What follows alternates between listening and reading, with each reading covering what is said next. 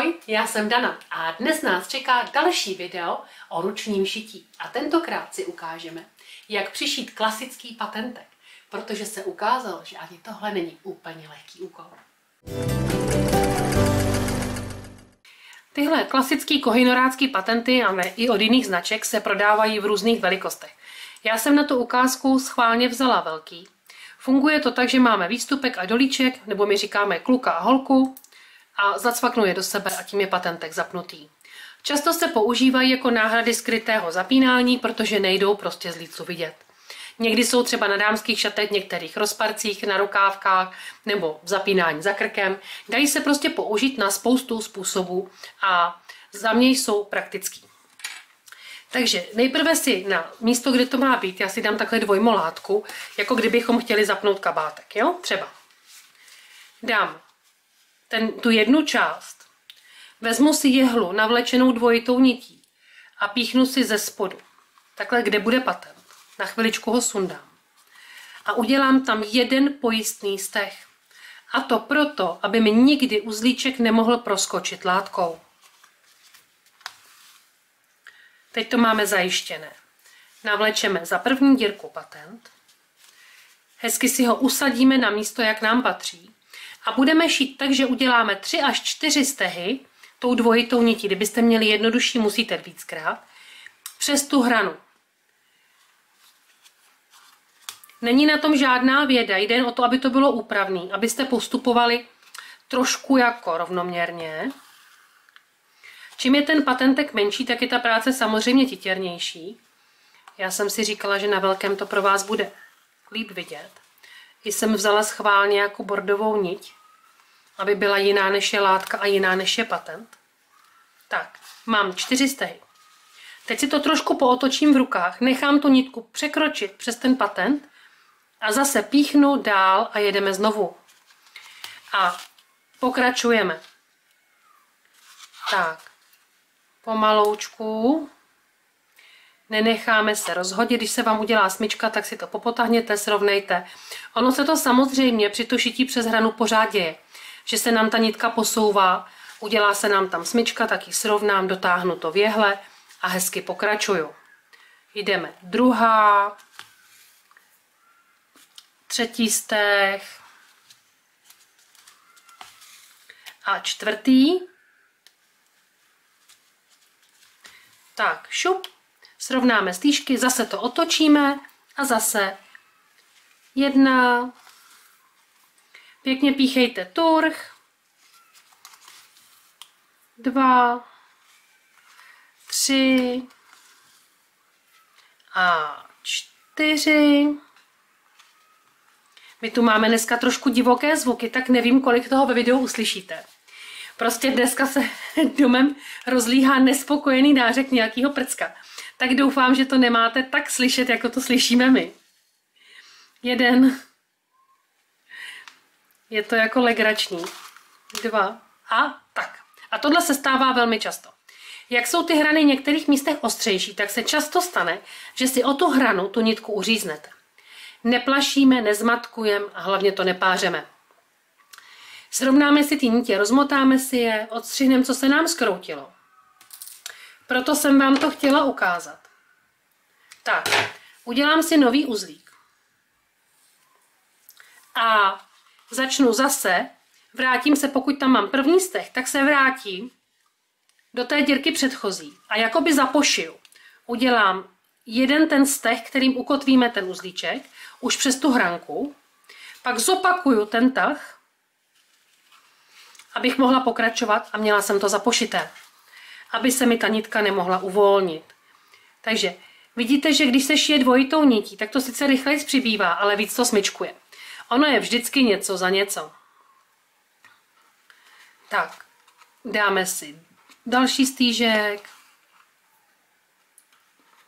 3. Já jsem si opravdu vzala hodně tuhou látku, to nebylo moc mazaný. Já jsem chtěla, aby se mi nemuchlala v ruce. Tak tahle se opravdu nemuchla, ale špatně se mi do ní píchá. A znova otočíme a jdeme dál. Už nám chybí jen 2 dírečky. Takhle, když šijeme ten patent jeden, tak to není takový horor, ale když jich mám dát na kabátek 10, tak mě to vždycky přijde nekonečný. Ale zase je pravda, že jsou hezký. Mně se velký patenty moc líbějí a dnes se nabízejí ve spoustě tvarů a provedení a přijdou mi jako fajn. I na kardigeny nebo na takový jednoduchý úpletový kabátky. Takže máme 4, zase otáčka, uděláme znovu 4, snažíme se to píchat turh, hezky šup, ještě, tak, máme 4. A teď to překročím sem, abych měla dodržený ten vzhled.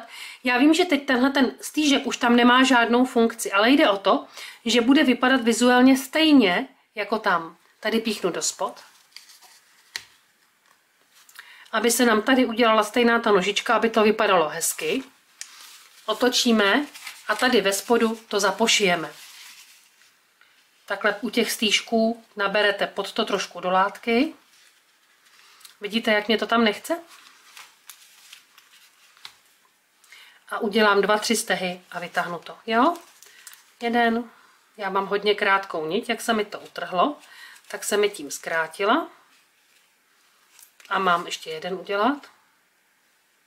Tak, mám 3. Zatáhnu, odstřihnu a máme polovinu toho patentu hotovou. Druhou stranu budete šít úplně stejně. S tím, že si to vezměte, zapněte si, jak to má být zapnutý.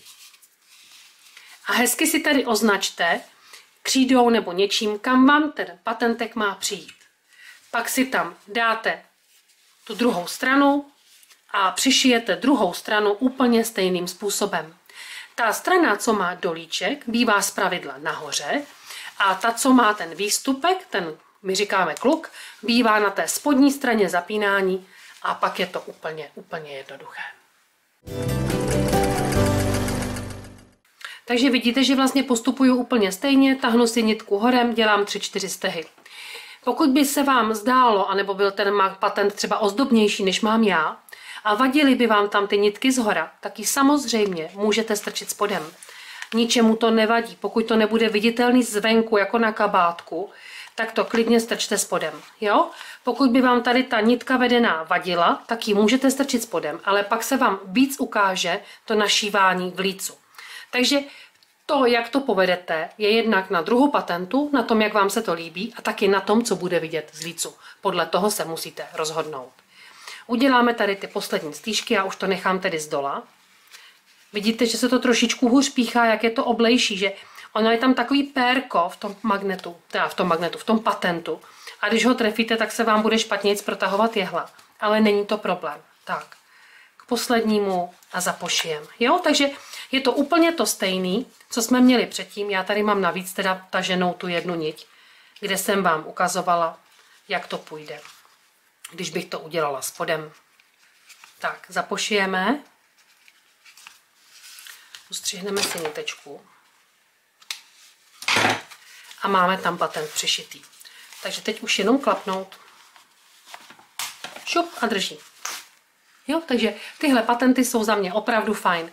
Pokud byste je šli do kardigenu, snažte se to píchat ne takhle spodem ten taženej, tahněte to vrchem po patentu, ať vám na lícu jsou vidět jenom bodíčky a snažte se je udělat co nejvíc úhledný. No a umíme další z druhů zapínání krásně ušít v ruce. Vidíte, že ani tyhle drobnosti nejsou problém a určitě pro patentky najdete využití. Jak na zmíněných kardiganech, svetříkách, sáčkách, kabátcích a nebo třeba na tašce. Kdo ví? Mějte se moc krásně, pokud vám to je užitečný, dejte mi like. Já se budu těšit na setkání v příštím videu nebo třeba v kurzu. Tak ahoj!